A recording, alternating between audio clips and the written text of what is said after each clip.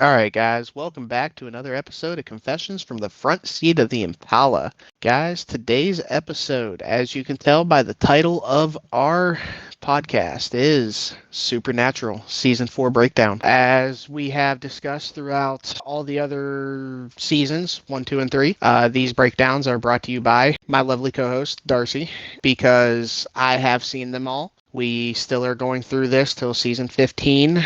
And I don't know if you heard, Darcy, I just read that Mr. Jensen Ackles in the Hawaii convention has just said they're thinking about a season 16 revival. Yeah, they were talking about that. It was about 3 weeks ago that they started. It was circling. Should I sent you a Yep. fucking article about it? And I want to say I hope that Mark Sheppard gets he gets better because that guy's a fucking amazing actor. And I find out He he had is. 6 fucking heart attacks Yes. this He's. week. It was terrible because the guy's been through loads in his life and he's such an amazing actor and he's huge in supernatural Yes. fandom and he's always there at all the conventions and stuff and he's always got time for his fans. So I hope he gets better and I hope this is him, this is him. Like, I know he put something on Instagram showing that he had a crazy week, but I'm just hoping that he gets some rest, downtime, and he gets better really, really soon. Because I really do love Crowley. He's brilliant. Let's give a big warm get well soon for Mark Sheppard, because yes, he's a great actor, especially when it comes to being Crowley in Supernatural. So many other shows he's in, Doom Yes. Patrol, Warehouse 13. He's just amazing. Yep, he deserves the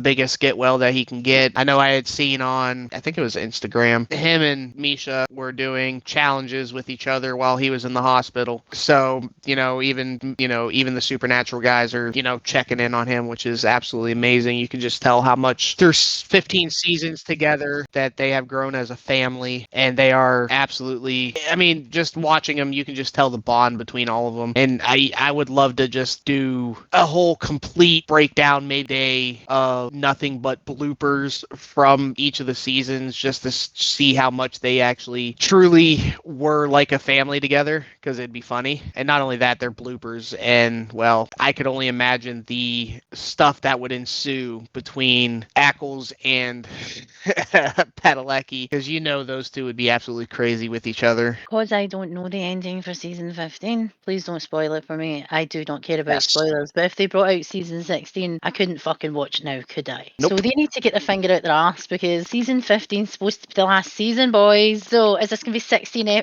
a season 16 of episodes that mostly filler just because you want to see how far you could push it? Yeah, yes, I think, it'd be great to see the guys back together for season 16, but I honestly feel like they're just going to be pushing an envelope that really doesn't need to be pushed anymore. It's got other universes like Vampire Diaries and shit and True Blood and go and fucking Yeah, take them all out so they can't fucking ever come back. yeah, let's not give any more ideas to any other writers to I revive don't those care. shows. If this happens, I'll be like, podcast, hello, fucker. Don't fucking steal my shit. I mean, yes, granted, that would be perfect material to do it for. The way that they ended the Vampire Diaries and originals and stuff, that needs to stay dead because of how they ended it. Guys, that's not any dissing towards those two shows. I absolutely did like them. Pretty sure that we have mentioned that numerous times. Yes. With the way Supernatural is set up each and every season, it's a possibility that it could come back, but at the same time, does it really need to? We can have a discussion about that one day, but today we're doing season 4 breakdown. Getting into it, as per usual, we have a disclaimer. Now, our disclaimers for the Supernatural breakdowns aren't really necessary because they're not as dark, horrific, or gruesome as our other episodes, but it's us, and I'm pretty sure you guys have realized that disclaimers are needed no matter what. So, we are full of so much adult content. Some may think it is unnecessary. Some of you may think that this isn't needed. If you are one of those people, then thanks for checking us out, but I will say this only once. If you can't stand the heat, get the fuck out of my kitchen. Now, for everyone else who likes what we have here, then regular scheduled programming will continue. Shall we get started? Our We ready. Guys, I am Lunar Rising. And I am Darcy Darkness. Today on Confessions from the Front Seat of the Impala, Darcy is going to take us through her Season 4 breakdown. I will be here. I will be answering any questions that she may want to ask me or any discussions that she may want to bring up, but I am here. She is going to be taking us through this, and then we will get through our normal stuff at the end, talk about things, talk about how we liked it, and so on and so forth. As of right now, Darcy, you got the floor. The floor, not the rug. Nah, the I'm floor. confused. I am confused. Okay, the story so far. This is how it starts. The recap now, or the road so far. The first episode of season 4 is called Lazurus Rising, and again we have a nice wee recap tying up everything, showing us to where we left off with Dean when he was screaming, basically Hellraiser style, chained up in the pit of hell. So basically it's just Lilith and Dean and shit. Basically, it was quite boring actually. The opening, and I don't remember them being so boring so early on. I don't know about you, but as we were discussing before we came on, it sounds like I don't like this show, but when you're watching it from like the outside looking in, not just enjoying it as a show, you're picking up on the different things, the different relationships, and the different aspects of the episode as a whole. It kind of gets broken down to the point where it sounds like I really can't be arsed talking about it because I've literally watched it so many times over the years, and now I'm actually looking at it differently. So I do like the show, but I just felt the first 2 episodes of this season were quite slow, and I feel because they had 16 episodes last season, they kind of like, it was like da da da da, and it was really really quick and it was more fluid last season. There was no kind of bumps and stuff. There was filler, yes, but season 4 started off not like season 3. Season 3 started off brilliant, and so did season 2. So the questions I was asking myself for the first episode was, where will Sam be? Will he be trying to find a way to get Dean back? Will he be processing this in a healthy way? It's the Winchesters, so I doubt it. So let's find out. It says Dean is back. He's not shredded from the Hellhounds because Hellhounds, well, they don't like to do things nicely. They tear everybody apart. He looks shiny and new, even though he digs himself out his own grave, which I can't imagine doing. That's PTSD in its own, to be what kind of technically buried alive and having to get yourself out. So it'd be fight or flight for him after everything else that he's been through. He finds a gas station and he keeps hearing really loud noises, and it's kind of disorientating. I don't know about you. Again, I had issues because I'm deaf. I had to take my hearing aid out to actually watch it because the noises were actually affecting me. So they were. So I can imagine the noise it's supposed to be. We'll get into that because I don't want to spoil it right at the start. So he's looking about to find out what day it is or the time or whatever, and he finds out it's September, which means he's been away for 4 months. He finds a car, hot wires it. Basically, first stop he goes to is Bobby. Tries to get a hold of Sam, but it's going straight to voicemail, I think, or he thinks that the burner phone's like not in use anymore. So when he comes to Bobby's house, you can imagine what Bobby does, because Bobby's no gullible. Bobby's no a douche. Bobby doesn't trust anybody, and we need to be more like Bobby. So Dean says to Bobby, I don't. And he's like, I don't know either. What they're saying is, I don't know how the fuck I'm here. I don't know who the fuck brought me back, but I'm fucking back, and I'm not a fucking demon. Stop fucking trying to drown me in holy water and fucking stab me, be pointy things. Just, it's me. So they're both confused. Bobby's like, what the fuck? And attacks him again. And he goes, it's me.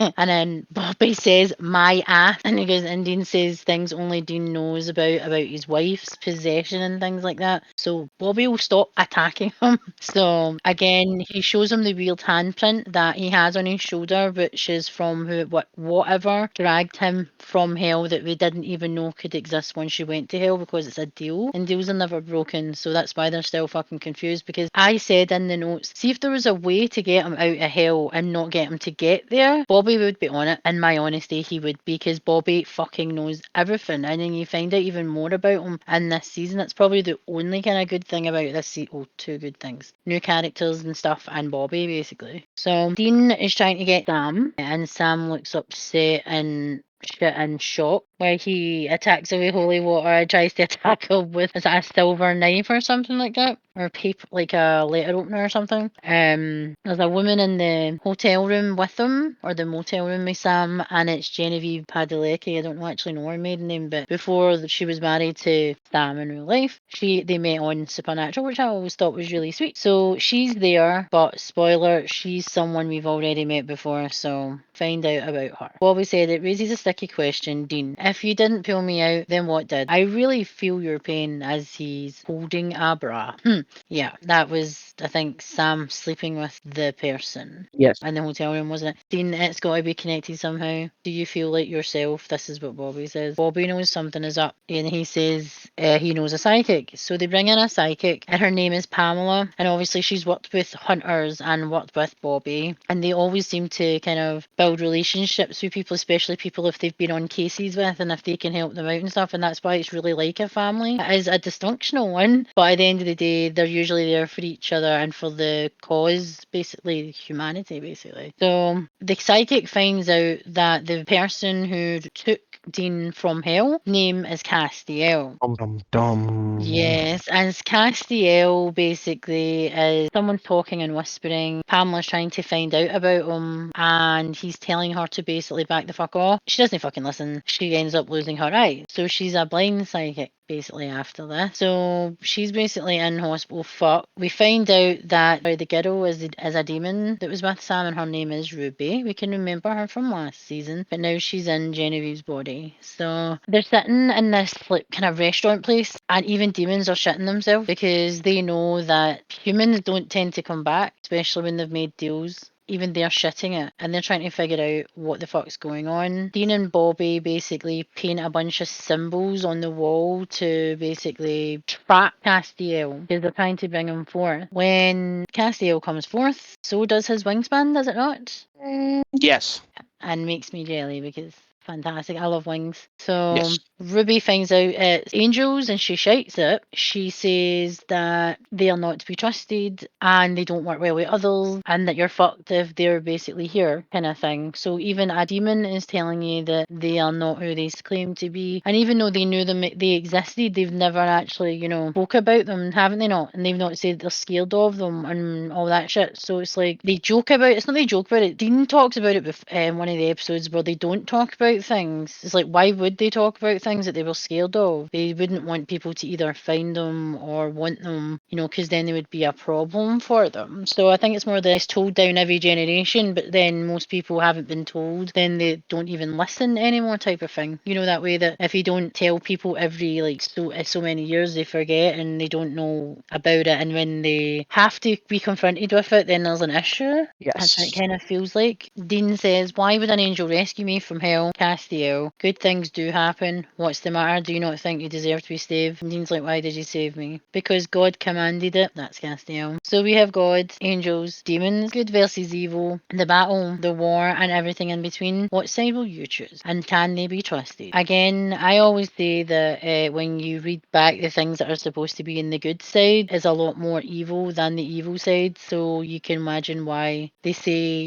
good versus evil. It's like the exact opposite of each other. So that's why I thought it was a really good way them doing this. Because the angels hate the demons and the demons hate the angels, but the angels and the demons all hate humans as well. Yep. Or there's not that they hate them. Most of them, there's people who are wanting to help. They're getting called renegades basically because they don't want to kill humanity or cleanse the world. They don't want that. Whereas you've got other ones that literally don't care and they're like the demons. And that's what Ruby's basically been trying to say, but no one trusts fucking Ruby, apart from Sam because he's a gullible tool.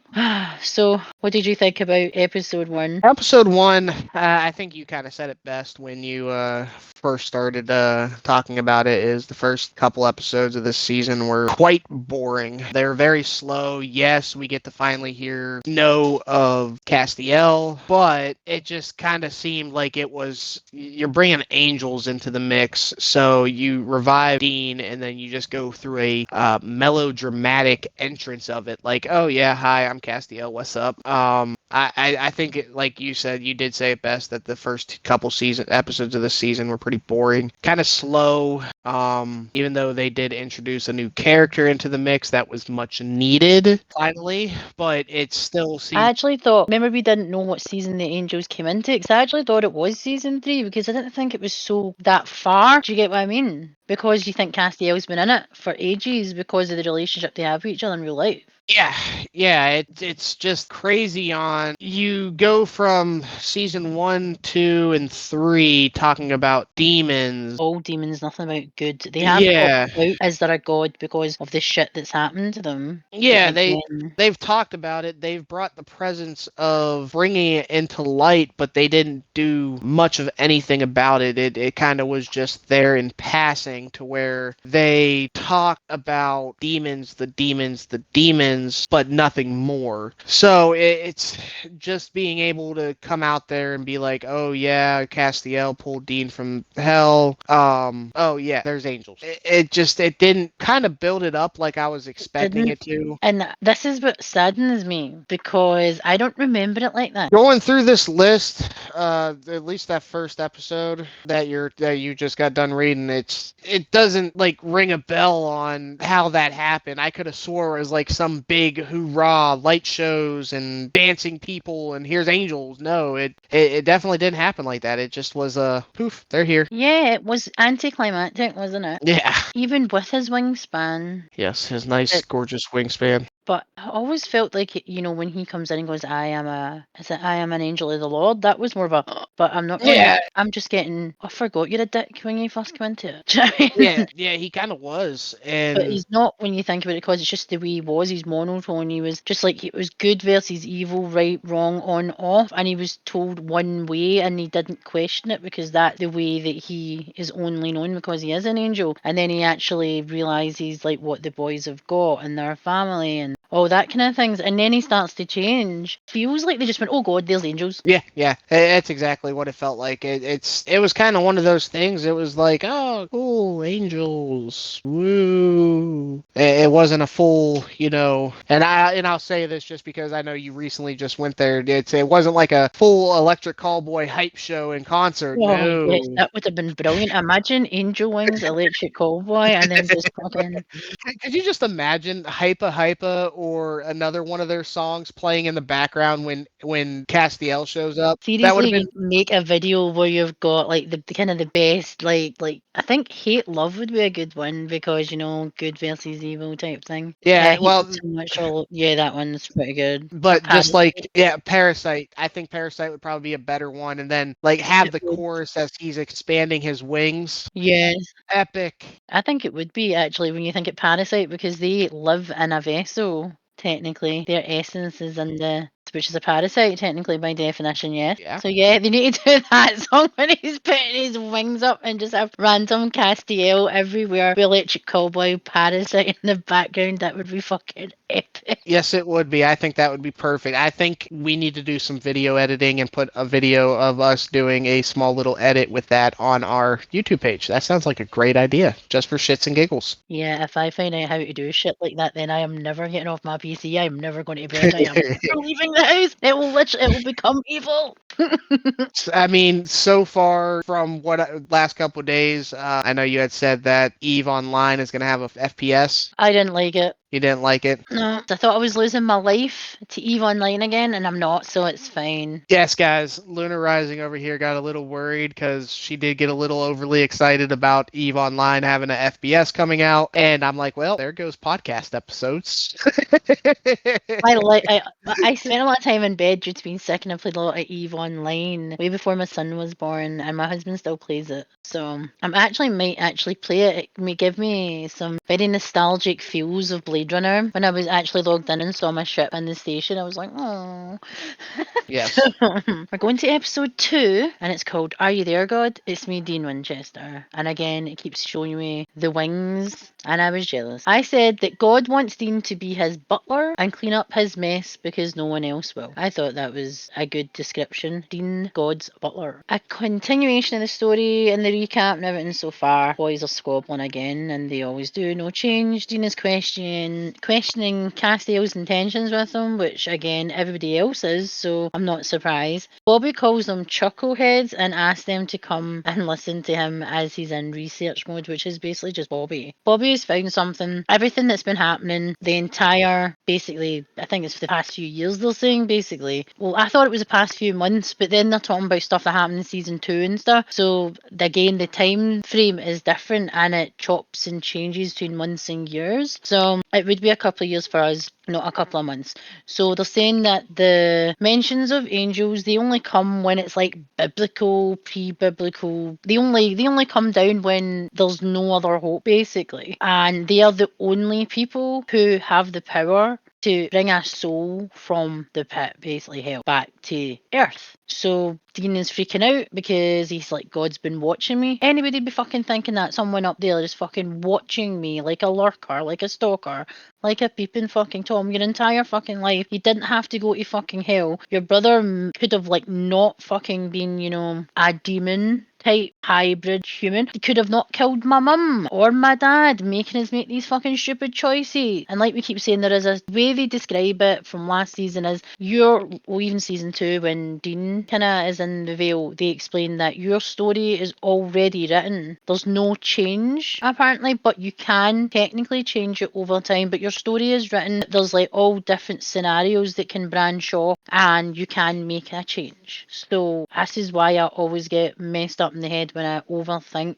about they were always going to be here, he was always going to go to hell. So making all those decisions or lack of making decisions, they were always going to get to where they were, and Dean was always going to go to hell and the angels were always going to come in. So if they knew this was going to happen, why did they not try and prevent it originally? So that's why I always end up arguing with myself. So in this episode, hunters are being taken out by spirits that they could see, like people they couldn't rescue basically, and it's the FBI agent from last season, and he tells Dean about how Lilith basically flails them and skins them and shit. Basically it's their judgment. They find out that they're called witnesses. They have this branding on their hand and someone has summoned them there. The demons are scared apparently of the angels being there and them saying that they're not trustworthy. And to keep your eyes and ears open, again, I don't know about you, Lunar, but I would not be fucking trusting someone that you thought was fake. They've came down and now they're trying to act like they've done you a favour. But if they've done you a favour, that means they want you to do something for them in this scenario, because they wouldn't just disappear or not really be known or have not much on them and be protected. That's why it's like, that's why Dean keeps saying, why did you choose me and why? I would feel the exact same way. They find out that there are 66 seals. With this one, this is a seal. It's the sign of apocalypse. To bring forth the apocalypse, you have to break every 66 seal. Dean was brought out of hell to prevent the apocalypse and prevent the demons from cracking these seals that no one has heard of again. And that's why the angels are here. So the questions I did say earlier were, can we trust them? No. So what do the seals open? Again, they don't even tell you that. That's kept under secret as well. Why is Castiel so cryptic? I actually think because the vessel he's stolen actually was autistic because of the monotone speech, because not all of the angels talk like Castiel. They talk clearly, but they don't do a monotone. Anna doesn't anyway, so it's just, you know, I mean, when you hear them all talking, they're very direct and dry, but not monotone. That's just Castiel. Why Dean? Why the Winchesters? Why is Lilith? Why is Lilith her? And what is her...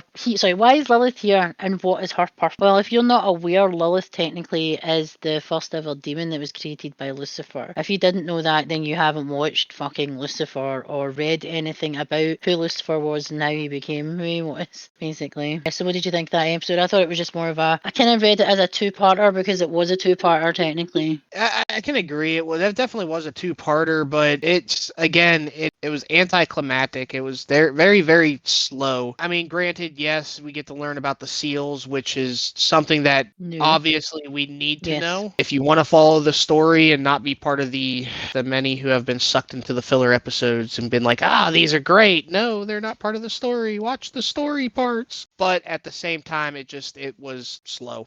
I don't think it actually picks up maybe 2 more episodes. At the same time, the next quite a few episodes are lovely, good old-fashioned filler episodes. The next few, again, it was slow, so that's what I Yes. thought about it. So episode 3 of season 4 is called In the Beginning, and it's a backstory of the actual Winchester family before the boys were born, when their mum and dad were only dating, they weren't even married. And it is a bit of a fillerish, but it's part of the story that kind of ties up loose ends from like the first episode, basically, which is good. But again, it ties that up, but it's opening other things basically for the next seasons. Castiel takes Dean back to the past when he sees his mother and father before the boys were born. He even sees his father's first choice of car before he went for the Impala, because it was Dean that told him to get the Impala, and he talks about how his dad loved his car, even though that is his dad.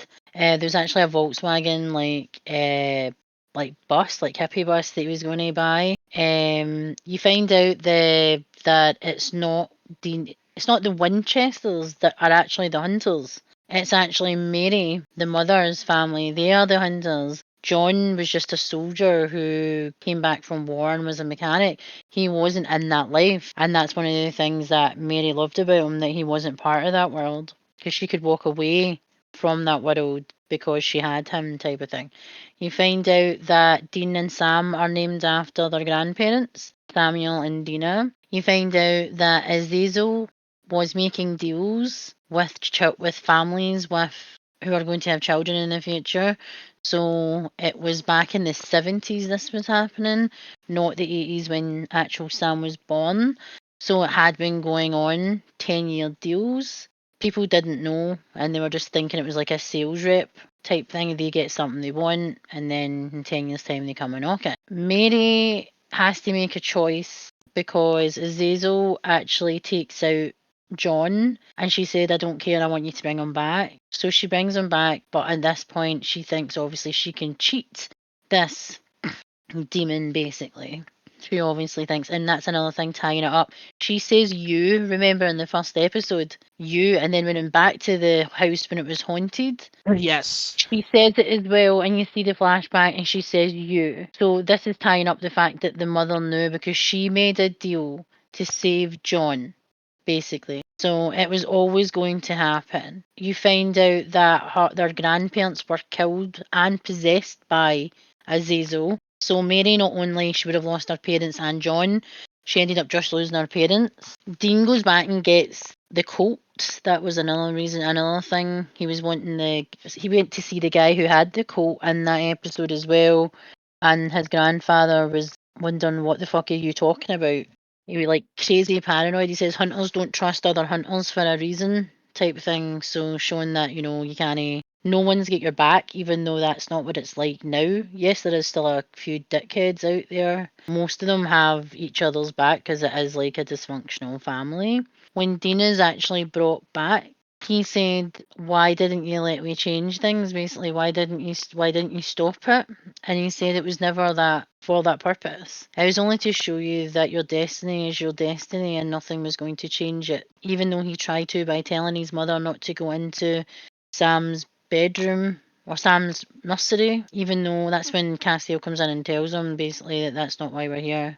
So he shows him his mum basically and his dad, the before and the family that they had, and then he couldn't change it. So again, everything he's been through recently, he was already having issues, and Castiel thought in his infinite wisdom to take him to a time in his past, well, not even his past, his family's past, to show him something that he couldn't have ever. I think that was so abusive in Castiel's. Technically, that was actually a form of abuse, showing you something you can't have, in my honesty. What do you think? Yes. Technically, Oh, it was akin to absolutely. torture. It absolutely would be torture. I mean, I don't even think there's a technically about it. Showing anyone something that they can't have Well, it's the in people they love.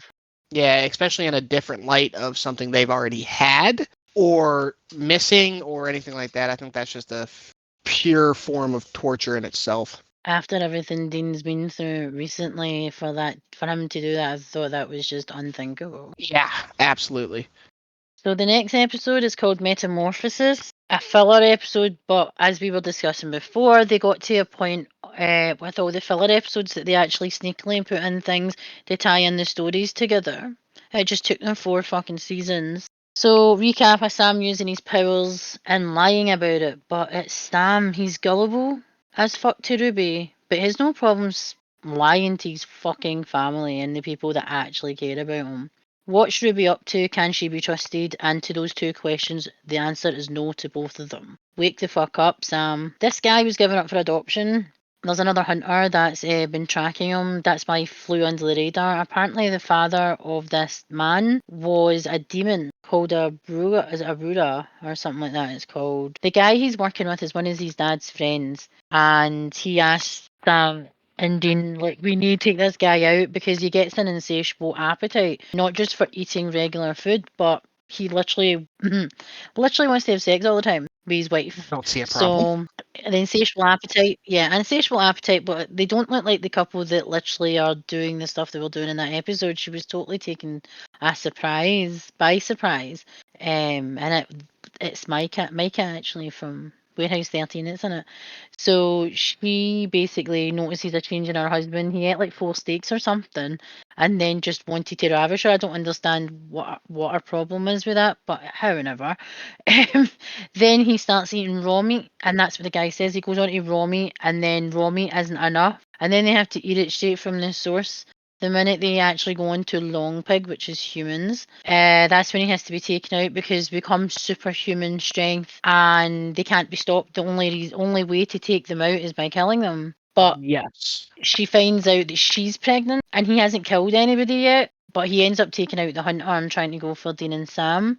But they're told, like, she's like, I've got to kill it, like, you know, the he's got to kill the wife technically, or the wife would have to have a and not bring the baby into the world because the baby would grow up and become their father and go on a rampage basically and kill people. So that's the kind of predicament they're in. But as you can imagine, it's a filler episode and it was never having a happy ending. Like, at all. It never was. And Wouldn't what you is the one agree? creature that is caused by eating human meat? That is a question for our viewers, our listeners. I would love to know your guys' response. See if you guys remember that from previous season breakdowns that we have done.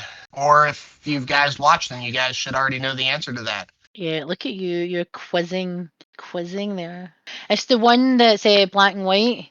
Nonsense, filler, pointless, kind of based in a simpler time, yet still in this time. Creepy guy, always creepy in supernatural shows. It's a vampire killer. I said hitting all the cliches of monster movies and lessons to be learned by going out at night with boys and cars. So now it's a werewolf. Nope, it's vampire Dracula. It was a black and white monster movie basically, and it was shite. That's what I wrote about it because I was just like, I don't remember this episode, and I bet you it's because it was shite. I do So remember that episode, though. For some reason, I do have a liking for some TV series to actually throw a black and white episode in there. I don't know yeah, why. I do like it, and there is a place they did it in Roswell and stuff, like back in the 90s. They did it in Lucifer as well. Yep, they did it in Lucifer. They've done it in a few of the vampire shows that I watch. They went back to the 20s and stuff. And there's a few that have kind of went Dick Tracy like as well, with the kind of animated, like, looking Bewitched style type shows, like the original Bewitched when it was black and white. That kind of thing. Did it in Yes. WandaVision as well, which was good. Yeah, it's I honestly, like I said, I love when they do them, but it also, yeah, it has to have a good basis to it. Like even Lucifer, thinking the episode that was in black and white, thinking back on it, I thought it was going to be just a filler episode, but it's actually a backstory episode on I'm drawing a blank. Give me a second. Oh, don't worry, I draw a blank all the Maze's time. mother. Lilith? Yeah, Lilith, and it gives the back episode of how Lucifer came to possess the Yes. ring. So it actually had a backstory for the storyline for future episodes. And guys, I'm not going to go through that future episode because The Yellow Fever episode is episode 6 of Supernatural. It's filler, but it's funny, and it's one of Luna's favourite episodes, isn't it? The one where it starts off where you see Dean running away from a Yorkie with a bow in its hair, and he's like, "We'll fucking kill you." It's like the devil, basically. So he's super cautious. He's scared of everything and everyone. You find out that there is a spirit that has become angry. Like a benevolent spirit. He was killed for having special needs and being different.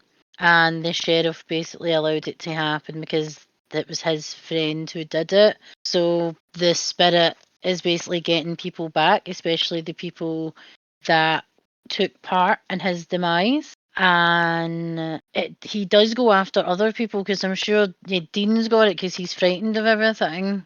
Because they don't know how they managed to, like, kind of pass it on because it's not like a pathogen or anything like that because Sam didn't get it. It was just Dean. So they get their way.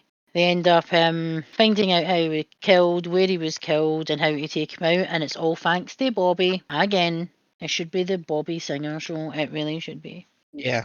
Again, that was a filler episode where they didn't really talk about That's much. actually one thing I would, don't get me wrong. I love the fact that they tried doing a spin-off of the Winchesters. I honestly think they should do a spin-off of Bobby. Yes. I would like to know his beginnings to where he ended up with the Winchesters. I would love to know that because he obviously was a hunter that was very good friends with Daddy Douche.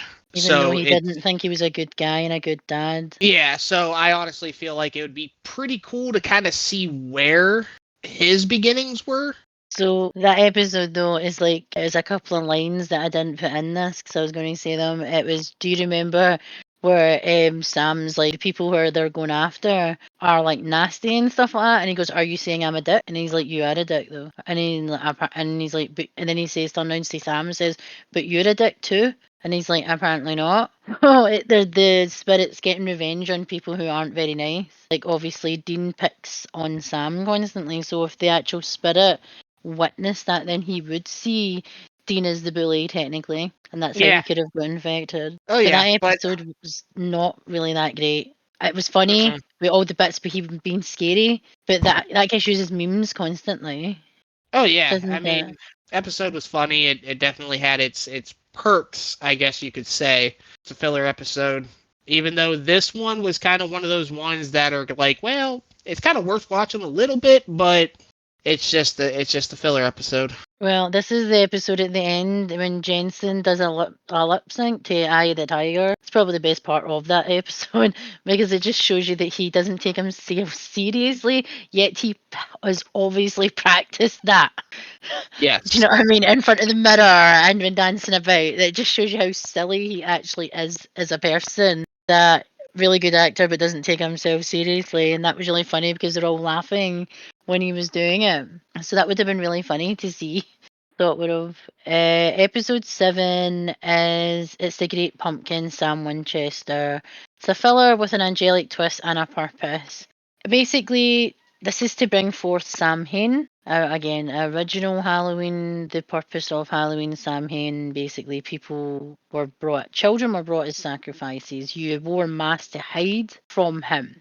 Raising Samhain is a ritual that can only happen every 600 years. And that's what we find out about this. And then they tell you that the angels come down and basically tell the boys that if Samhain is allowed to walk the earth, that will break a seal, one of those seals, to bring forth Armageddon, the apocalypse. Yeah, so if Samhain gets to walk the earth, that's what's been happening. Basically, there's a bunch of rituals where random people are being killed in weird ways, and it's two witches, basically, their brother and sister. It seems they had a relationship with Samhain, it appears, but she gets killed as well, which is great. And it's like everybody gets killed, apart from the boys, obviously. So it's a pagan ritual that they have to do to bring forth Samhain. Samhain does come back, but he gets taken out. So it says Samhain tries to take out Sam, and he says the demon ray gun thing doesn't work on me, and he strikes him, then they fight. The dead are rising, and Dean says, "Zombie ghost orgy, I am destroying every last one of you." Dean says the best things ever. He says what we're all fucking thinking, although I'd probably say probably worse things than Dean, as we know from this podcast. Sam uses his powers on him, and he started to leave the teacher's body because it's an art teacher's body he's inhabiting. The Samhain. The vessel is dead, and Sam is struggling. He's going full blown spoonbender extraordinaire here to take that demon out. And he was successful, but we don't know at what cost. Sam is, taking out these demons. We don't know if it's actually affecting him, or is it going to affect his powers, or is it going to affect him? Like, is he going to turn full-blown demon, or is he going to, be different like he has been in the past, where it was like he was possessed? Ruby says, you were told and you've been warned that angels are dicks, basically. So we find out from the obnoxious specialist angel, which is Uriel, that their mother was killed by Azazel on the 2nd of November 22 years ago. Basically, kind of like the anniversary, apparently, of when his girlfriend was taken. I felt here that he was trying to wind him up because they know what he's doing. They know he's using his powers. He might think he's doing it for good, but they know obviously something is bad and seriously fucked up about Sam doing this. Because if it was a good thing, why is he fucking lying about it? That's the thing. The angel turns around and says, the only reason you're still alive is because you are useful. The minute you become a problem, well, as you can imagine, empty threats. I think he knows if Sam goes full boy king, he will destroy him. So he's manipulating him into thinking that he is more powerful and the angels can take him out at any point. When it's them that have to be scared of what Sam can do, not just as the spoon-bending boy king, but Sam himself. So what did you think about that? I thought that described him a wee bit. Because he basically said to him, your owls, we own you, basically. Yeah, I definitely can agree with you there, honestly. They're quite bossy and nasty, and that's why no wonder the demons like stay the fuck away from them. They're dicks. Because when they're dicks to your face, usually demons, or you expect them to do something. Yeah, absolutely. They are dicks, and it kind of just is like, well, what the fuck? Yeah. I'm not sure if it was actually episode 8 I was talking about of Wishful Thinking. It's because this season was all over the place because they were trying to make filler episodes have meaning. Do you get what I mean? Remember I said to you, they've tied them up to the point where you have to watch them to find out the extra information. So the filler episodes have bits in them, so that's why I feel like it's all over the place. Like they're just jumping from story to story and from situation to situation. Maybe they're trying to describe how the angels are because they move so quickly and they're moving through the space and time differently, and how our time's different from their time, like we hell. Maybe they're doing that, or maybe I've picked up on something. Maybe they'll say it's that now. Who the fuck knows? But no, that was Wishful Thinking, which was episode 8. That was actually, I didn't go into that full episode though. That was basically about a person who chucks a coin in, basically, to the fountain. Remember in the Chinese restaurant? I think that's that. Yes. Fountain in Chinese restaurant. Yeah, and it's a cursed object. It kind of reminded me of Warehouse 13 with cursed objects. This whole thing that it's the coin that they've tried to remove, basically. They have like a bipolar drunk teddy bear, which was hilarious. And I know you shouldn't laugh at that, but the teddy bear was just like, what's the point? We're all going to die, basically. And he's supposed to be having a tea party with this wee girl. There's just people making stupid, like, fucking wishes, basically. And that's when the angels are doing their best to manipulate the brothers against each other and use them against each other. I noticed that Uriel and Castiel, when they're both together, that they do that.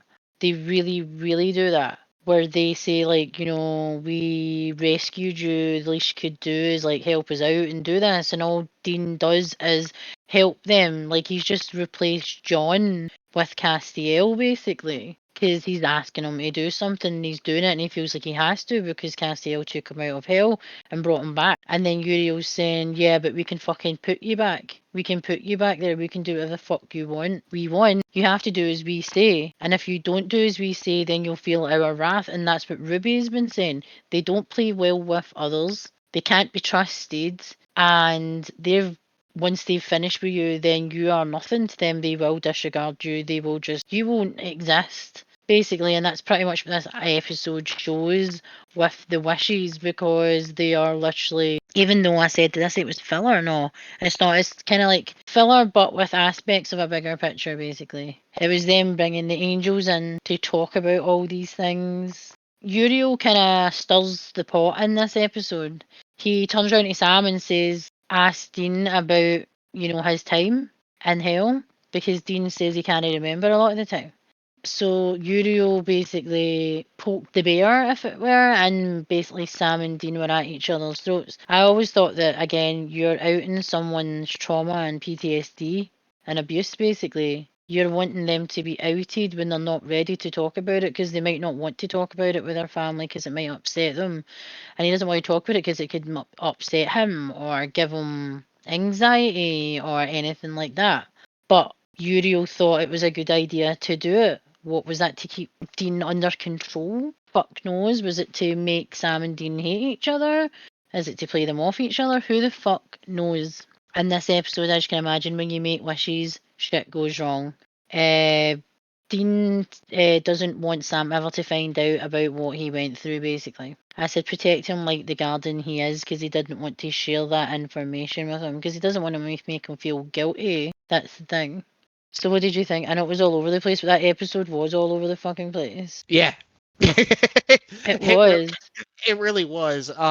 Like even just sitting here going through and listening about, especially Uriel. I'm just like remembering back to this episode because it has been a while, but when you start kind of going through some of these, I remember a lot, and it brings me back to was the episode honestly worth it? And especially when they go from one point of view to another point of view to another point of view. You're sitting there in your head, you're sitting there going, how much does this actually make sense? Like, you can pick out bits and pieces throughout, knowing that this is what it's supposed to be, but then they start throwing this in there and then this in there, and it's like, is it really worth it? So, yeah, I definitely can agree. It definitely was all over the place, but it's supernatural. If you guys haven't realized through the last 3 seasons that we broke down so far, they are all over the place sometimes with their episodes. Also, it's like they learn one lesson from how they write, they direct, and produce the shows, but then it's a few things drop off. That they had right. It's kind of like a vicious that doesn't get better. It feels. I think it'd just be as well because I'm breaking them down to actually show that the TV show technically has got more serious, actual real life on this planet problems. And Oh, there's absolutely less does. I mean, supernatural thrown in for the mix. it absolutely does. I mean, take a look at it. Take a look at it from Family getting, dynamic yeah, and family dysfunction. dynamic. Take away the demons and angels, good versus evil, and at that point in time, you're looking at a case of Dysfunctional family. dysfunctional family, a war that is happening inside someone's head, PTSD. It's a lot of Loss, grief, abuse, yeah. torture, everything. Yeah, if there was no supernatural aspect of it, I honestly feel like this TV series more would have been about mental health than anything else, and a brother's love for one Bond. another going through grief and all this stuff. And the demons and stuff would pretty much be the demons. They would represent pretty much everything that they were feeling, and that was why they would call them like vampires or, that type of thing. So you kind Oh of like yeah, make this story like not plausible, but some people just like a dramatic story sometimes. They don't want to hear about the realities, just the dramatization or shit. and yeah, definitely like you said, the supernatural beings or demons or whatever could be their, their mental grief process or however it may be. And quite honestly, if you take a look back at it, I think we probably could have just scrounged up a nice conspiracy theory on supernatural. Maybe. We keep doing that though about a few things. I think we're going to ruin things for people. Oh dear. I mean, that's quite possible. But at the same time, how many memes on Facebook or Twitter, or Instagram have ruined childhood shows for a lot of us? So, I mean, I think we're okay with, The He-Man going. ones improved the show. You know what? The He-Man and Skeletor ones absolutely have, and to be quite, guys, I'm gonna insert a little joke here. I was reading on Facebook the other day, and it was a GIF of Skeletor. And literally it said, if dirty talk turns you on, then technically your genitals are voice activated. Yes, that is hilarious. And I'm sitting there and I honestly had to reread that about 3 times because I'm sitting there going, wait a second, hold up, why? Yes, I know. It's My just like we brain did it short again. circuited. We have episode 9. I know what you did last summer. Recap: Angels are dicks. Demons cannot be trusted. Who can we trust though?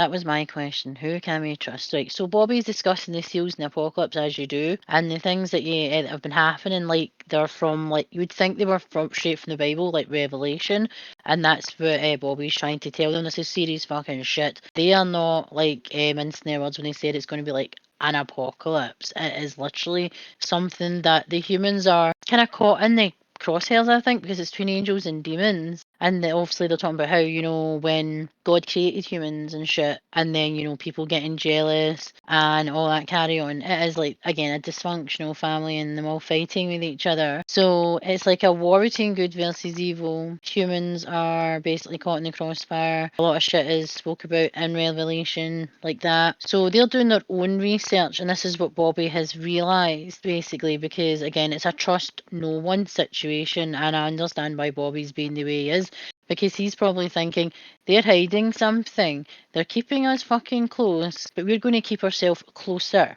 to both sides. And we're going to basically get out of what they're basically saying, kind of piece it together with their own research and listening, and basically keep their cards basically close to their chest, and they won't know what's going to happen.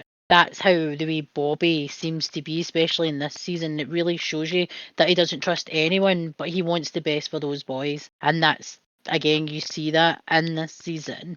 So they get to a mental health facility. There's a woman who's hearing voices and seeing things, like people's true faces, like if they were like possessed by demons. Because remember, people with like mental health problems, or people who are, possessed and stuff, they can sometimes see other people's real faces if they are possessed themselves, kind of thing.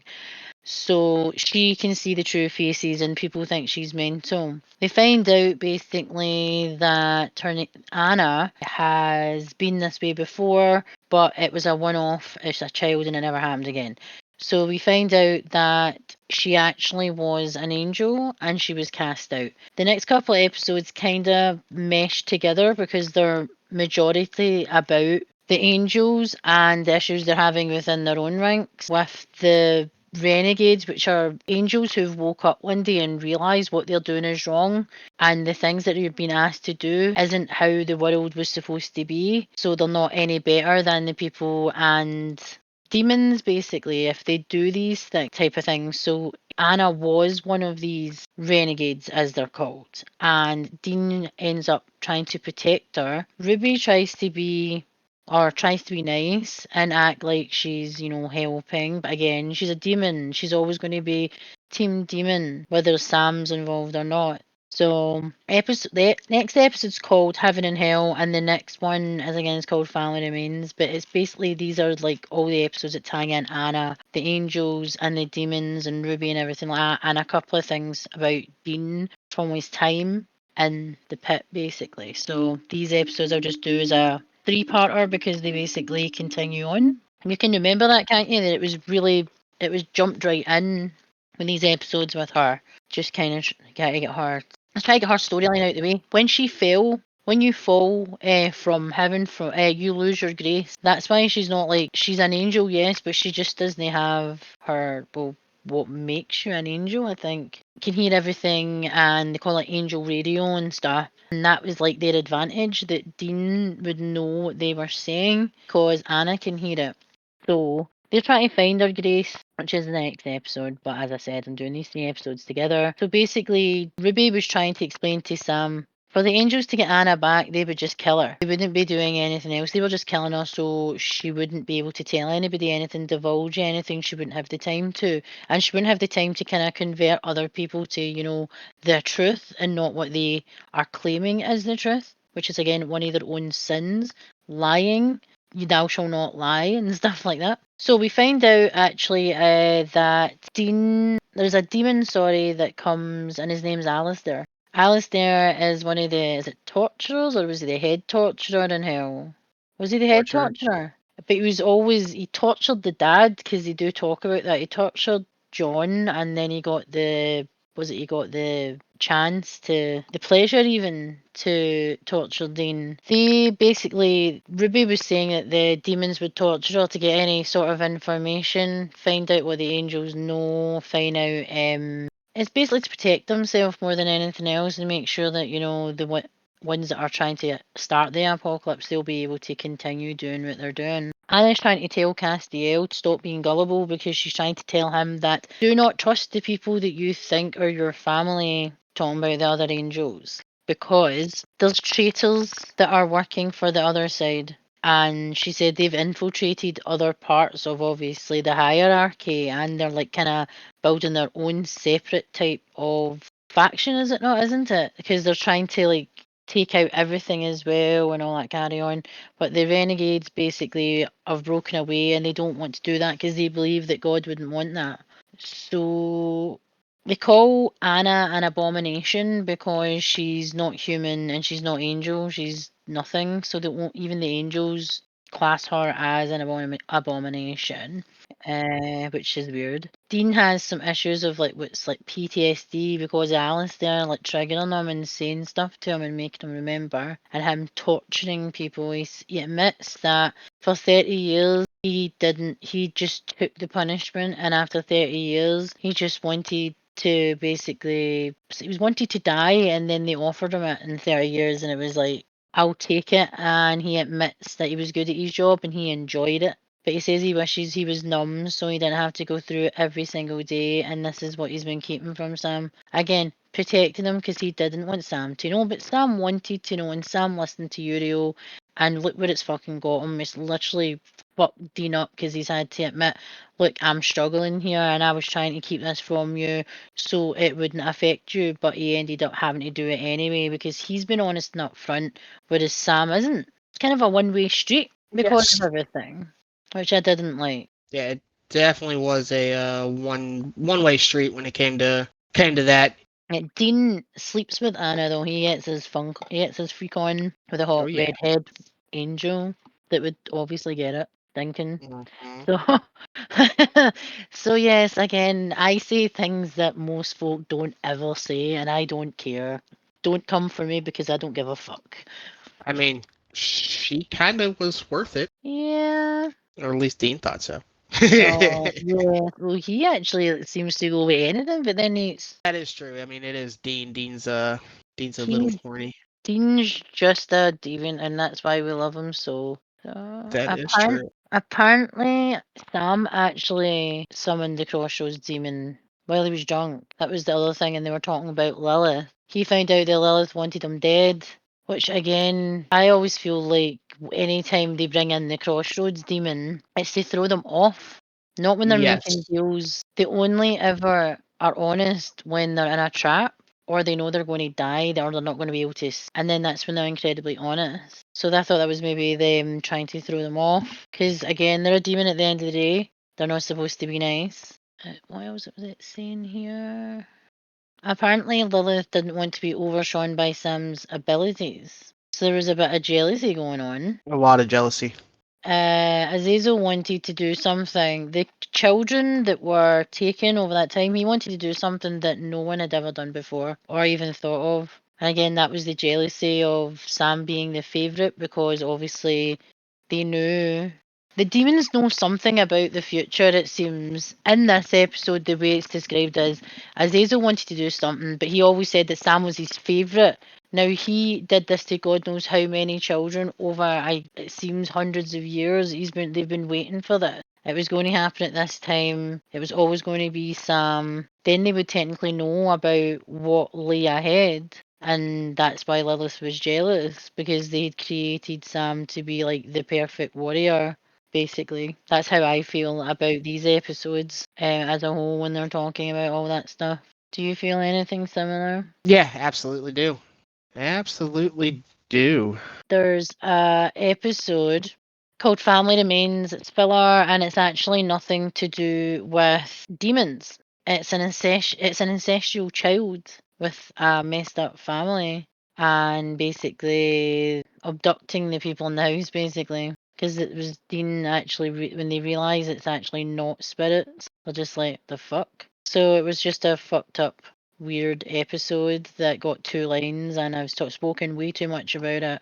The next episode is called Criss Angel is a Douchebag, and that is a fucking filler. I hate this episode. I used to thought Criss Angel was okay, and then he started singing, he started doing music, and I was just like, this guy's shite. So I was always jealous because he stayed in the point of the Luxor. That was where he lived. That was full time. I was like, oh, point in the pyramid. What I a really do. douche. I So, honestly do thought you he agree, was Lunar, that cool Criss doing all Angel is a his, douchebag? you know, tricks and stuff like that. But to be honest, As a person, no. yeah, as a person, no. And to be honest, I quit even doing anything with him once I found out he did do music, and I've never heard a single thing that he's done, to be honest with you. You're not missing much. Don't worry about it. See if your No, I ears didn't. for something nice. I didn't think so, but I had a lot of, just his magic and stuff like that. I always thought he was pretty cool with everything that he did and all his illusions and stuff like that. And I had a lot of mad respect for him because he did one hell of a job. And then he kind of, I don't know if he just let the fame get to him or whatever it was, but he did kind of just start going downhill. Effects wise, Quality of yeah, his act had went downhill. yep. That's what I was looking for. So there's basically a bunch of old magicians that are killing the competition, basically. As predictable, and it's a pain in the arse. Boring shite. Episode 13, After School Special, is a filler again. It's because there's so many fillers with flashbacks. There really So is. I'm getting confused because I highlight the titles and if they're filler, and sometimes I don't always see them. I don't have my glasses on. I can't find them. Don't ask. I've lost everything. So they go back to the school, one of the schools, because obviously they moved about because their dad was a hunter. They were at a school that Sam was at, and his English teacher noticed how talented he was at writing and creating stories, and they wrote a story that he said he thought was fiction, and he said it wasn't. Not he said it was non-fiction, and the guy was trying to say, like, you've got some talent here. There's murders happening to random kids in the school, and they find out it's basically a guy that they went to school with. His name is Dirk, and they called him Dirk the Jerk after Sam battered him or something. I find out that he was cremated, and his dad keeps like a lock of his hair on him, so it was literally him that was causing all these deaths and stuff because his son was attached to that, and that's how he was obviously committing these. He speaks to his teacher at the end, and he did say to him that he went to university, but it wasn't for him, type of thing. But it really meant a lot to him that he saw something in him, because it did give him a push to try a different life and not just be, forced into being a hunter. Isn't that kind of the lesson learning in that episode After School Special? Even though Dean, as a gym teacher, was fucking hilarious. He's so unfit. What do you think? Yeah, absolutely. That episode, it did have a lesson, but yeah, it definitely. I'm pretty sure you said unfit, which was correct. He looked like someone from the 70s, though, the way they had him dressed.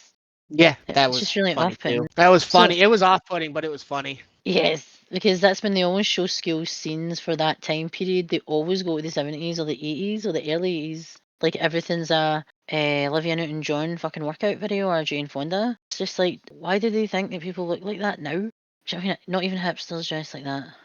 Right. And it's called Sex and Violence. You'd think it was going to be interesting, me saying that, but no, it is not. It's basically a siren that's luring men and promising them they will be with them if they kill the women they love, wives and things like that, girlfriends, mothers, and all that kind of going. But as in Dean's case, it's his brother, because the siren he's gender fluid. He can be male and female, depending on who he's trying to lure. He wanted Dean for life. As creepy as that sounds, he wanted Dean for life. And my brain did go so many places when I seen him as the hot woman, then I seen him as the guy. I'm just like, what the fuck? And now he's like telling Dean everything that he wants to hear, that he's in the right, and he's this obviously big macho guy that he wants to be with. I know it's probably not a really good description, but it's just the way the siren actually acts, because the siren is the shock horror, the detective. Spoiler. I never said it was spoiler free, and they never tell you that it's never going to be filler free. So it says Dean tells Sam he knows he's lying to him, and he's implying that he knows he is using his gifts when he promised that he'd stopped, yet he hasn't. And again, is it Josh Ruby's manipulation, or is it Sam, or is he playing another side so no one figures it out that he has a bigger plan? I am not so sure as Sam is gullible. And we have covered this in a previous season. Says he is gullible and this gets in the way of his judgment. It gets cloudy and he ends up making silly mistakes. And you must agree with that. Oh, absolutely. Absolutely do agree with that. It's a Very much so sleazy was a sleazy episode. episode. Even had Rob Zombie music in it, so it had to be sleazy. Had to be. You Hmm. can't put Rob Zombie in it without having a little bit of sleaze in Oh, there somewhere. exactly. It's like Supernatural, season 4, episode 15. Death takes a holiday. This is filler, but it's got information about the seals. And this is what we mean why they're getting smart by putting stories with the filler stories with the actual storyline in them. So in a wee town, people are cheating death because death is missing type thing. We find out it's a seal that if it's broken, then Team Hell have been smashing loads of seals and speeding up the process. There's only been one death in like a matter of weeks, basically, and it's a wee boy, and he was actually in Weeds actually, and he's roaming obviously about, and his mum obviously is grieving, and when the death one that Dean had in the hospital in season 2. It was in season 2, wasn't it? Yeah. Season 2, where he was in between worlds. That is it Tessa. He's working with her, and she tells him, like, you can stay here and then you'll just become an angry spirit. When your family all dies, can't be reunited, and you don't want that. So the demons basically are taking out as many things basically, and this is one of them. This episode bored me because it was sad and it was a kick you in the feels. No seal was broken this time, but again, they find out, or they've just found out, that they've already started breaking seals quicker than them actually finding them themselves, because they're all working together as a team, obviously, to bring about the apocalypse. So it's like, what are all the seals? What do you need to break them? And who knows the list and who owns the list? Because in the demon world, it's going to be ownership over who knows it. Ownership, it would only be like whoever obviously was said owner of said piece of paper, like they are with the deals, aren't they? And the souls and stuff. So someone obviously knows the list of seals. Someone knows, someone created them. Why did they create them? And how did they know that this was going to happen? And that's why I said that demons must know the future. Don't you agree? I definitely do. And I definitely agree with you on the episode. It wasn't the greatest filler episode that could have been out there. Yes, it did give some information about the seals, but not the information that we truly need about them fully. Yes, exactly. But yeah, I do agree. This episode was not the greatest. It wasn't a good episode at all. The next one is episode 16 of season 4, and it's on the head of a pin.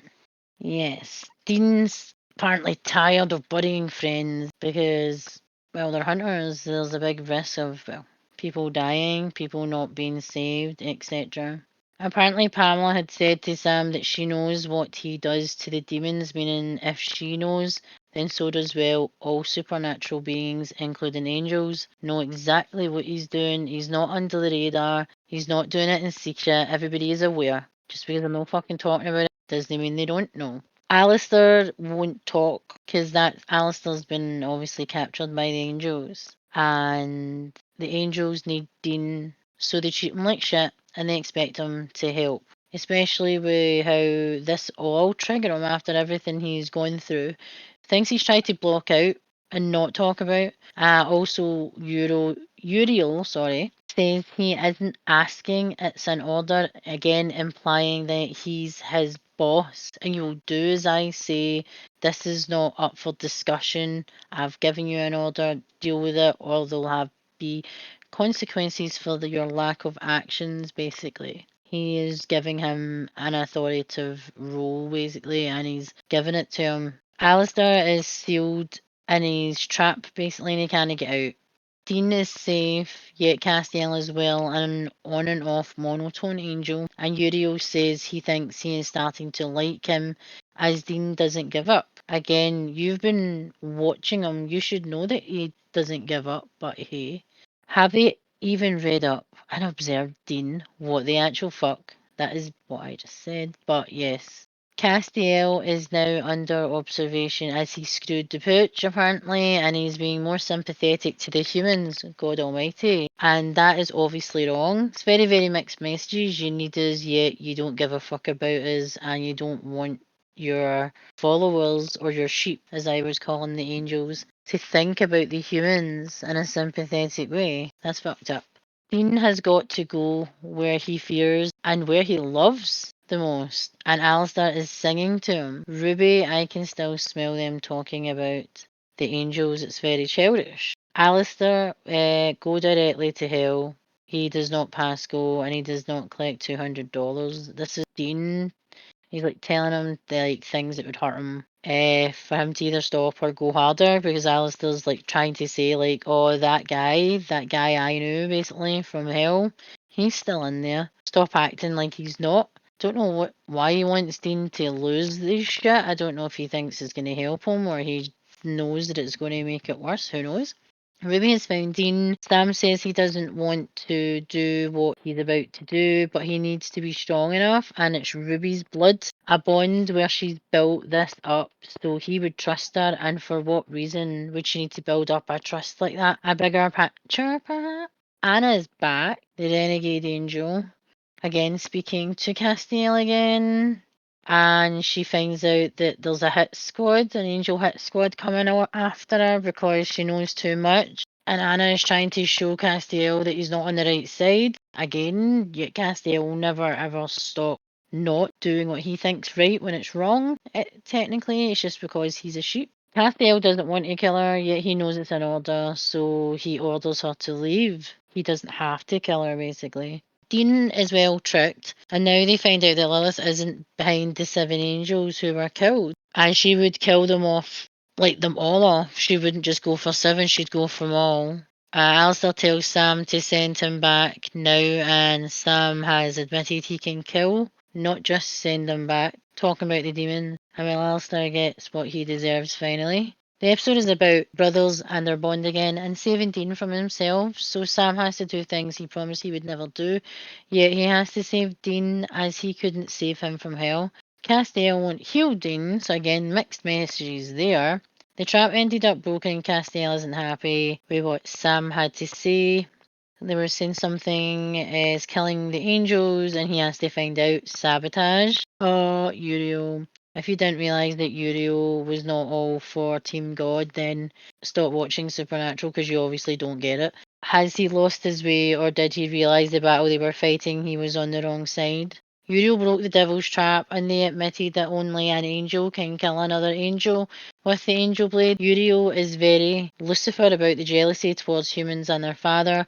Spoiled much. Uriel dead, and his wing shadow on the ground, all black and well majestic, even in death. Dean is in the hospital, and he's told Castiel to not leave, and he's cryptic as fuck and says their fate lands with him. He's not strong enough to save all of humanity, saying that both dads were disappointed in him as this saviour is not him. So again, Castiel must be feeling all sorts of, well, he must feel betrayed that Uriel, he saw him as a friend, as a brother, for him to, be on Team Demon, is it not? It kind of is. They're kind of swaying with the demons to bring forth the cleansing of the universe, basically, because they've spoke about it. What do you think? Yes, it definitely makes a lot of sense. Quite honestly, episode 16 wasn't necessarily my favorite episode on it, even though it had a lot of points and a lot of storyline discussions within it. It seemed like it was kind of the beginning of the season. This episode kind of was slow, and in my opinion, I think it was because we literally got out of a 5, 6, 7 filler episode streak to where they just kind of threw this in kind of all willy-nilly, and it didn't really have much of anything to kind of pick it up. The next episode isn't really that great either. It's a terrible life. It's filler showing the angels basically showing him what his life would be like if if they were born to like a different story, basically. It's Bobby, it's his dad, and Ellen's his mum, and his sister's Joe. So that's the kind of life, and he works in an office, and his boss is actually one of the higher angels. Zachariah, and it's him that's showing him that he could have this life if he just walks away from the stuff that's going to be happening and just let them do what they do best. That's pretty much what, because they still haven't been honest and upfront at this stage, by the way, people. I know I'm jumping ahead, but you can see it build up to the point where they're hiding way more than you expected. You knew they were hiding something, but they're hiding a whole lot of some things. And Yes. that's what the story ends up getting blown away with, because it's just like, holy shit. So it's like fucked up. So that's what that episode's really all about. It was funny because Sam was tech support, but they ended up fighting with each other, even though they were not technically hunters. It was shown that they would always be that kind of like ginger snaps. No matter what, out the future, the past, present, you're always going to do what you're going to do, and you're always going to do it with that person, it seems, isn't it? Yeah. Yeah, I have nothing really much to say about that episode, to be honest with you. Rubbish. It is. So the episode 18 is called The Monster at the End of the Book, which is one of my favourite episodes because it brings in Chuck. We like Chuck, don't we? Chuck's an asshole, but yes. Well, when he first comes into it, he's not. Yeah, that's true. Some guy has been creating these stories that have got like a small underground following. It's mostly women, isn't it? Teenagers and single women that are unlucky in love, I would say, who read these books that want Sam or Dean or both of them at the same time. Yeah, it's basically like fanfic for women, and the stories this guy's written are things that the boys have actually done, and they're like, what the fuck? So gets me with this episode, you know what bit that makes me laugh? Where they're reading some of the fanfic online that's been written. Well, you know what fanfic a lot of it entails. So Sam's like, Sam and Dean together. Dean's like, together. They do know we're brothers. Sam's like, I don't think it matters. That is just sick. And I was like, yes, it is, people, but people do write it and people do read it. So they joke about this, and yes, it's an episode that makes no sense, but I thought it was funny as fuck because they were actually showing that their actual supernatural fandom is like this. And Yes. this actually exists, which is really, really funny. So that we find out that Chuck is a prophet, and there is people who do write things that have been true, like previous folk in the past, like Nostradamus and stuff. I think that's what they're trying to. That's what they're kind of pushed towards. Like people they think they're hearing the voice. They think they're like having premonitions and stuff, isn't it? Or they've got some sort of power to see into the future, basically. So that's how they describe it, and that he wrote the books. So he knows everything that was going to happen and is about to happen. That's what I really liked about that episode, because it just had so many good, funny bits that it must have been an absolute riot to film this, because they were in, it was like supernatural within supernatural with the real world. It was weird. Do I think it was a weird one, but a funny one? Yeah, absolutely. So it was completely hilarious, especially when you get to see the dark side of, well, I wouldn't say dark side, but you get to see the other side of how people's minds works and how fan fiction works, because fan fiction isn't always, There are no yeah, rules. yeah, that's the Nothing best is way to off. put it. Nothing is off limit. Nope, absolutely That's not. encouraged. The weirdest Yeah. stuff is always encouraged. Yes, the weirder, the better, and Better. it's hilarious. Exactly, and that's why I thought it was so tongue in cheek. Again, they weren't taking themselves seriously, but they were still playing Sam and Dean, but it was still all a universe within a universe. And also talking about, obviously, they're using the real life experiences of probably the stuff that they've most likely been shown online of people writing about them and probably laughing about it and getting creeped out about it. So I can imagine them sitting there reading all that shit. That'd be so funny. They asked Chuck if he believes in destiny, and he said that he was kind of humming and hawing about it. And then he says that yes, goes if he asked Chuck if he saw it, the destiny of all that, and Chuck says yes. And then he asks if all the destruction was real, and his response to Chuck was, "Have you ever been wrong before?" And apparently he's never been wrong before, but he says that the stories can change like I've said before, like it can go off in a different route. The way they kind of describe the universe anyway, that you have a story, but there's different objectives and different things that can change your path in different, well, places and time, as it were. That's kind of what they're kind of talking about. So this is episode 19, and it's called Jump the Shark. Recap is John basically telling Sam that he's walked away from his family and he's made up some fucked up decisions they all regret.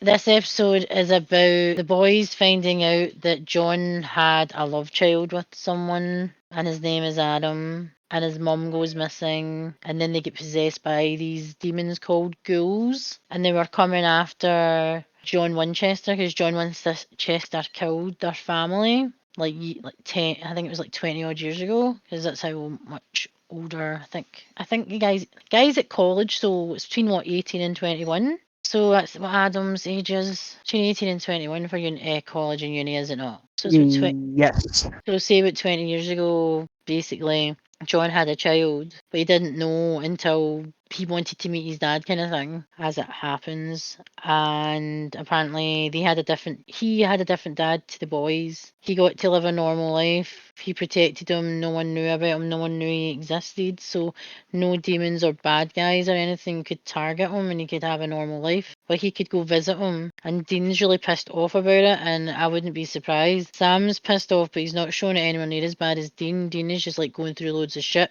He's confused as fuck, and now he's finding out he's got a brother. So it's a lot to fucking take. His brother ends up possessed by the ghoul, and they end up taking him out, basically. But it means if the ghoul has taken over his body, that the actual original person is dead. So it's quite sad that they had a brother. And then they meet him, and then he dies, but they give him like a warrior's like funeral, basically, even though he wasn't a warrior technically because he wasn't in that life.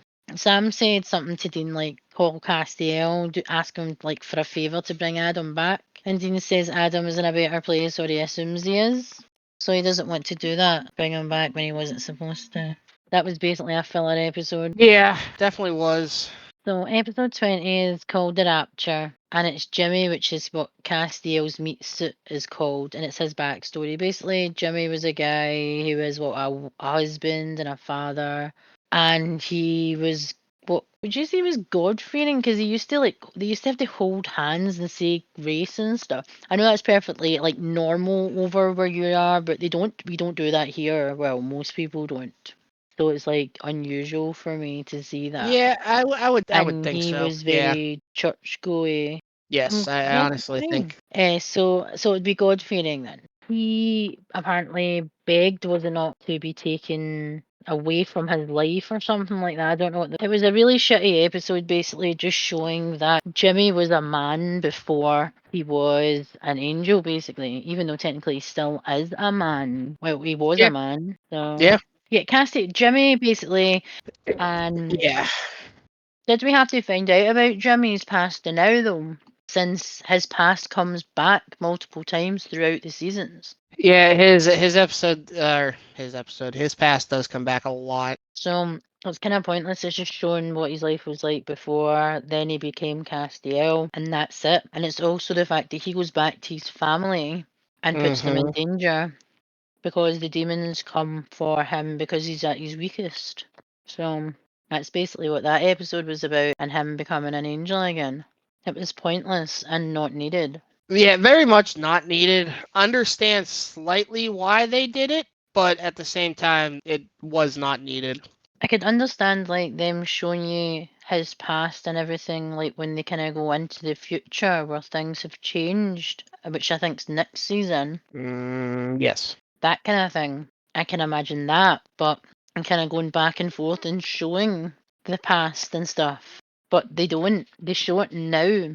What was the point? I thought it was too At early. least get him more under the table and solidify him more as a character before doing that, because I could understand, like, the show revolves around the Winchesters, it revolves around Bobby, it revolves around the main characters, but up until season 4, Castiel is not even brought into the picture. So it's kind of one of those things of get everything solidified with him first, and then have a filler slash flashback episode of the boys just sitting around a table talking, and then that's how it gets brought up or something. That sounds like much more coincidental and more, handed. Like it was just happening, like, things like that happen. Exactly, but I mean, at least it would work. It was more believable. They were just randomly talking and that would randomly come out.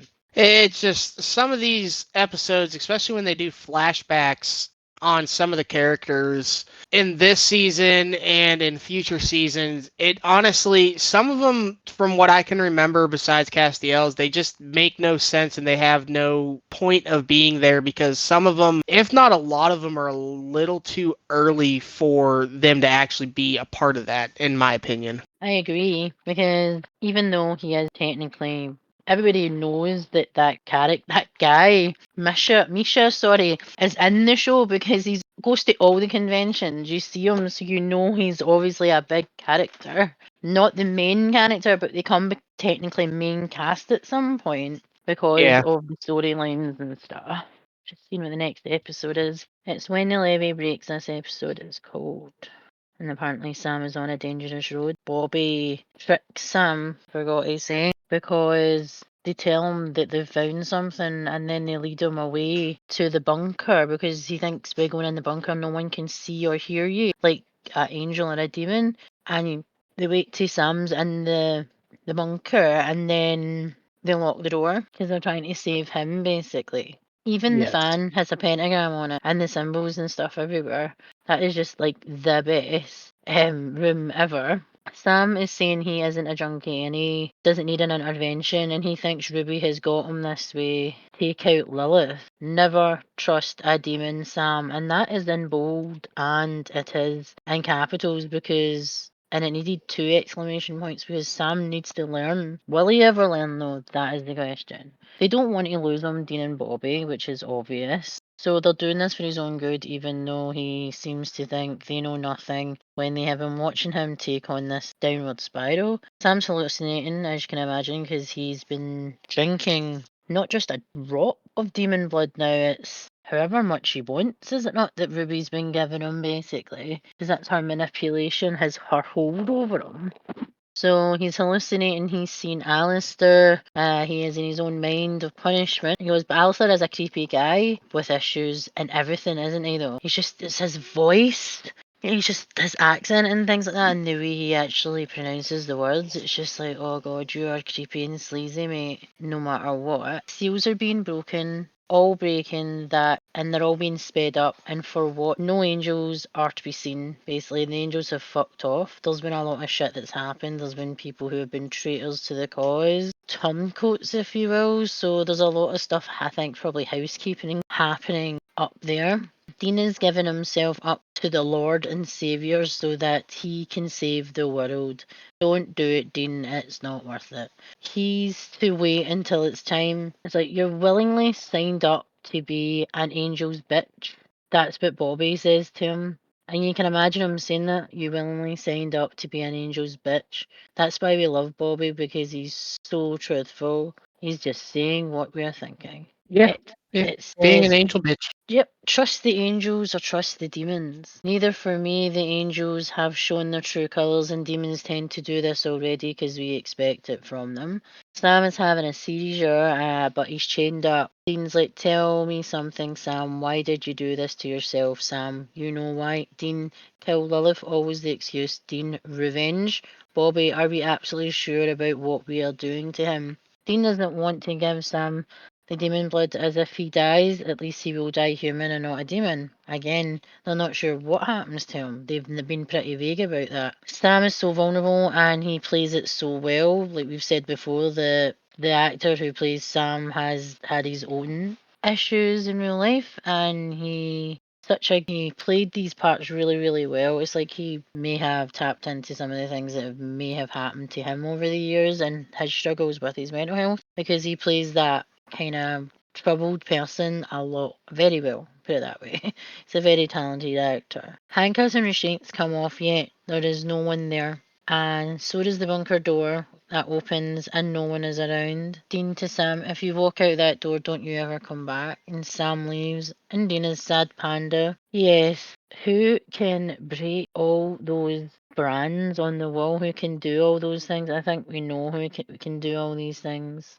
Because Sam, even though they don't trust him nor want him, he is very important to the apocalypse for both sides.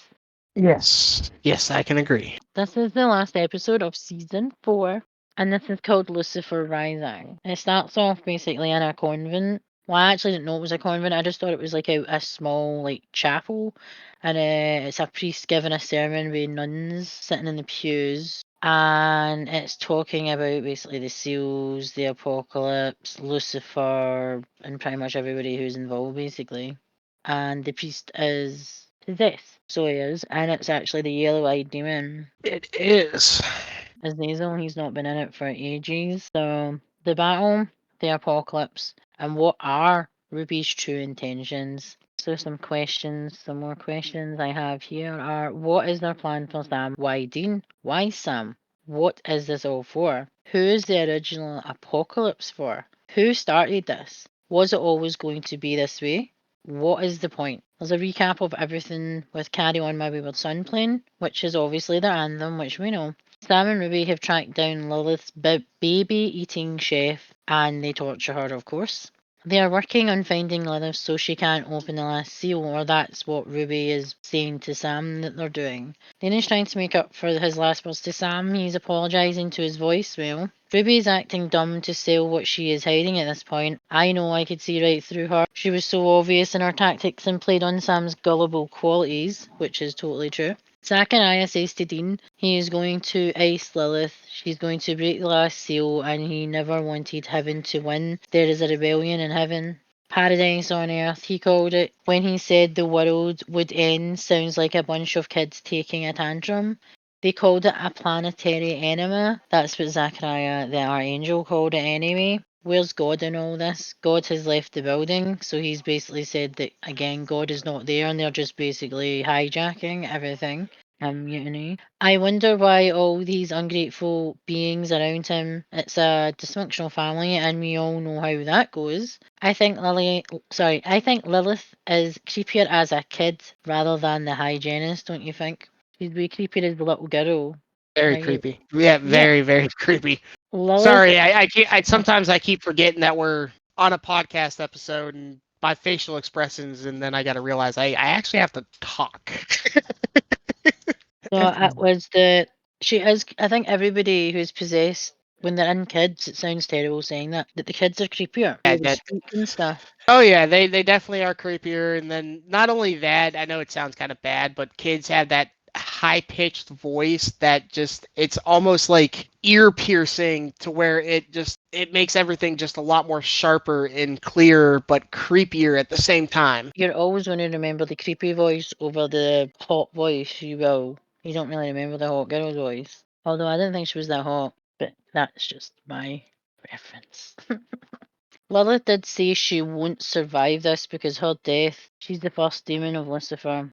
Lilith said she wouldn't survive. So she told him this earlier, a few episodes ago actually, that she wasn't going to survive. So they haven't pieced together that she is the first demon. Significance with Lucifer and his creation of his first, Lilith. She dies, she opens the last seal, and hell on earth. And the apocalypse is basically beginning. It was the preparation for war and the apocalypse that they've been living through. And this is actually, the showdown basically of everything that they've been working this hard for is going to finally happen. So they didn't piece that together. Sam tries to take out Lilith, and what is it? He ends up shooting his mother load, as she calls it, Ruby, because he can't destroy her after Lilith is basically she gets taken out. Her blood ends up like coming out of her body and like creating like a big circle, like it branching out and stuff. Like obviously her blood's going to open a portal or bring someone forth, kind of similar to like True Blood, where Lilith again came out the blood. That's the kind of thing you expect Lilith to come out of, wouldn't it? Said, so Ruby played you again. A demon played you. How do you feel that not only did you walk away from your family, you chose a demon over your brother, and the demon manipulated you, groomed you to do her bidding for her master? Do you feel good about yourself, Sammy? You complete dumbass. All your fault. Innocent people will die, and it's all your fault. Wouldn't you agree with that?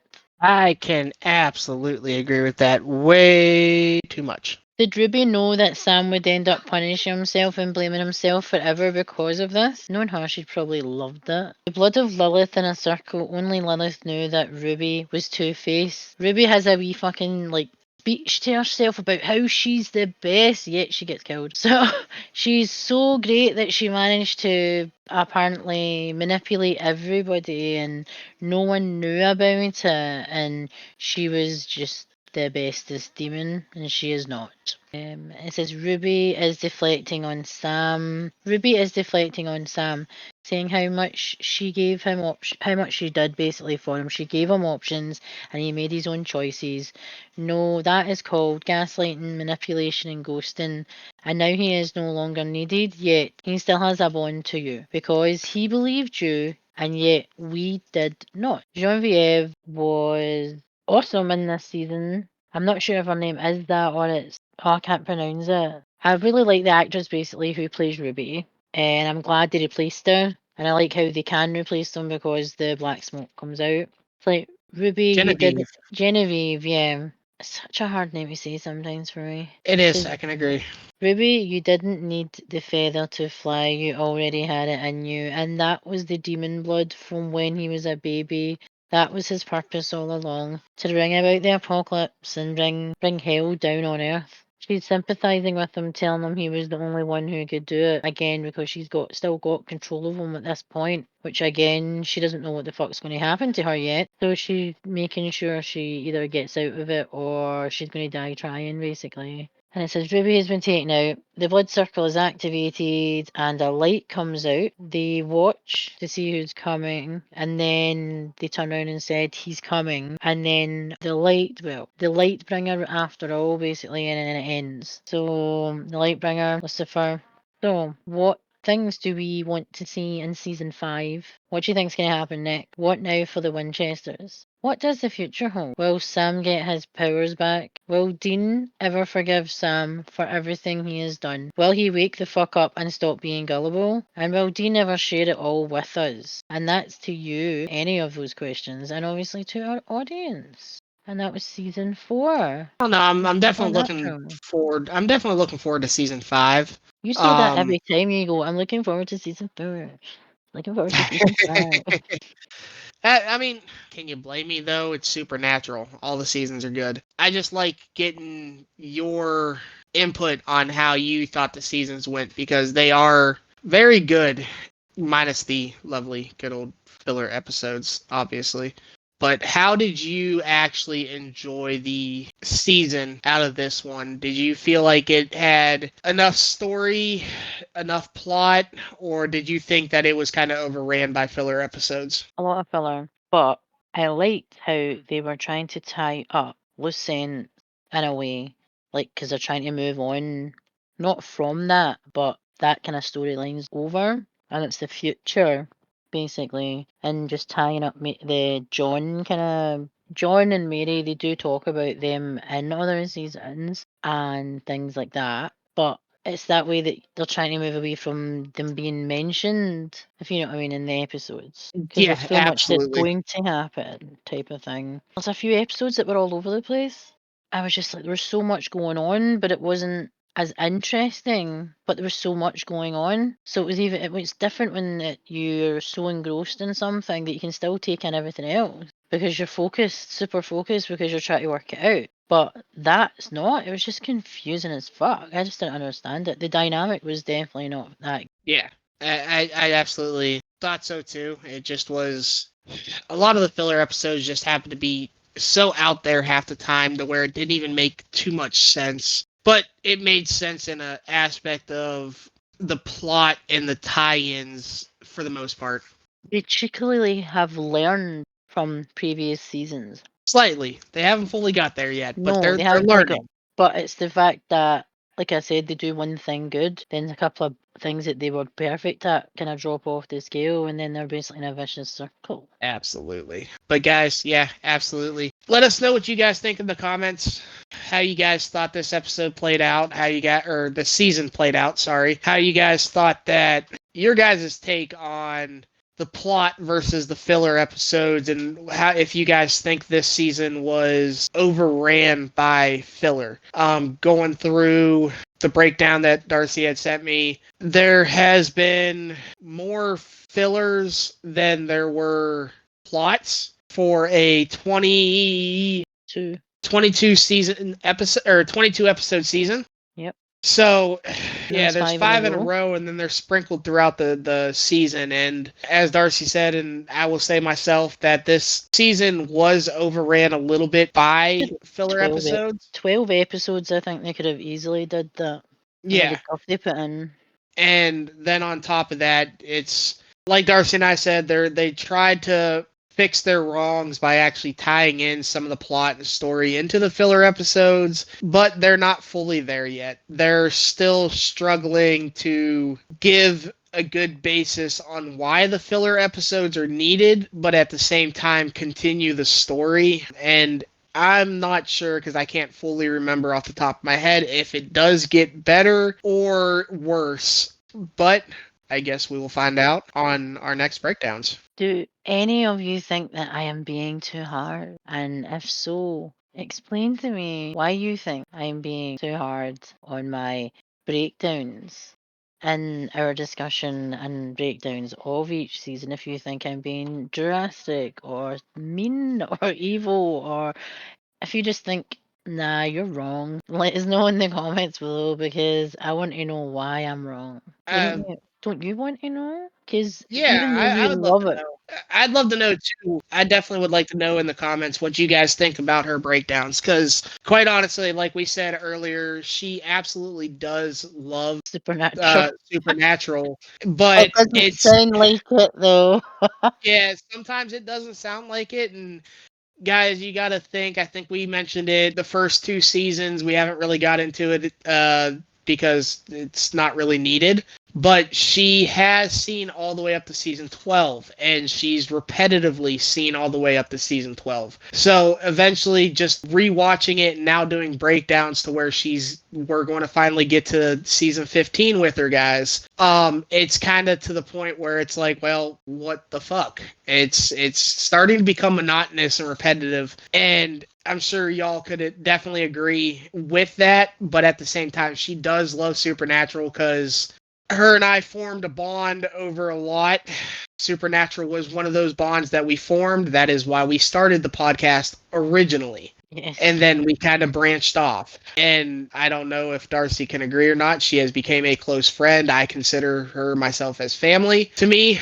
And just knowing the passion that she does have for Supernatural, and then going back and listening to the podcast episodes, because yes, we do that. We want to know where we may have messed up or anything like that. So we do listen to our own podcasts. Just listening to them, I've even told Darcy before we even started it, it's sometimes, like last season, it sounded like she just didn't want to have a part with this, because it sounded like she hated it, but Yeah, she it's does not terrible. hate it at all, guys. She does love Supernatural just as much as I do. I'm So super critical about everything, man. I wouldn't say super critical, but you are very thorough, and Yes, when I you am. and you being thorough, it can be a good thing, because you are very passionate about the work that you are providing, which is perfectly okay. You can say crazy. It's okay. I won't be offended. Nah, never crazy. Because that's what usually people in Scotland says when they're describing when they're not crazy. They're just passionate. One of the lines that people usually say is they're being lifted by the police. You're definitely passionate and thorough about your work, and that is one thing that I love about what you do. is the passion and the thorough investigation and you know, everything that you do to, when we come up with an idea, guys, yes, I do some research, she does some research, but at the end of the day, you know, whether we're recording on Sundays or we're recording throughout the week, depending on when we have the time, when she sends me like the breakdown, the script, the, you know, stuff that we're going to be talking about that day, half the time, guys, I don't even have to give my input because her and I bounce off each other so well. She already knows what I want to say.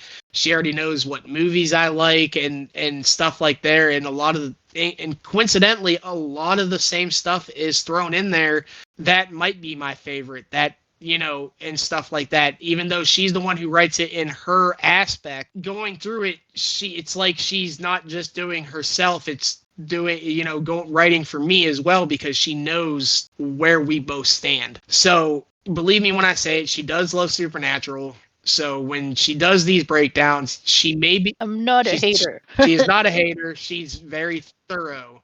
That is, again, one thing I love about what she does, and she's absolutely amazing at what she does. Again, I don't think I can say it enough throughout any of the episodes that we do. Not only that, she's got more of the equipment to do a lot of this stuff than I do. So it does make it a little easier because she has the equipment. And I think I've said before, I do feel bad that she does a lot of this stuff, you know, but she I loves doing enjoy this it. stuff. I love it. It's great. It helps me in my brain fog. Yeah, so again, guys, let us know in the comments how you guys felt about this season. You guys can catch us on Twitter, Instagram, YouTube, Spotify, Buzzsprout, Amazon Music. It's Amazon Music, all under Confessions. Pocket Cast. If you go into Yes. Buzzsprout basically and put in Confessions from the Darkside, it brings up everywhere where you can access it. So you can see which platform that maybe you've signed up to that could be on there. But it is on Yes. Spotify as well. Yes. And guys, because of some, what's the best word I want to put it? Issues with Big Old Purple. I'm pretty sure Darcy has some news that she may add into the bio for anything. What are you talking about?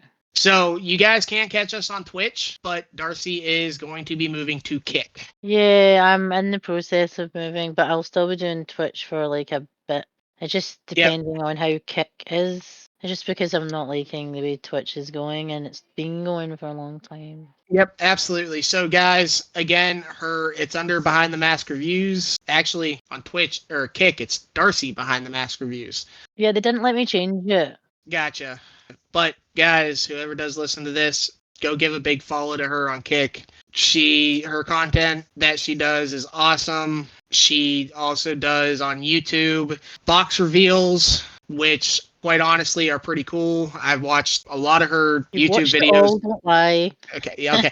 I've stalked her YouTube page, guys, and I've watched all her videos and everything like that. Sue me. She is my podcast partner. I love her to death. I'm going to watch all her stuff. But yes, the box reveals, I thoroughly enjoy watching those videos because some of the boxes that she does get, there's a lot of awesome things that come through it. So I do enjoy watching the box reveals. I love 5-hour difference. Sometimes I can, sometimes I can't catch her streams. I do love watching her streams and getting involved with her streams. Go follow her, follow myself, follow our page, follow us. We would love to see you guys here. And we will be back next week with our regularly scheduled programming, guys. But for now, I'm Lunar Rising. And I'm Y'all have a good one. Darkside. Later.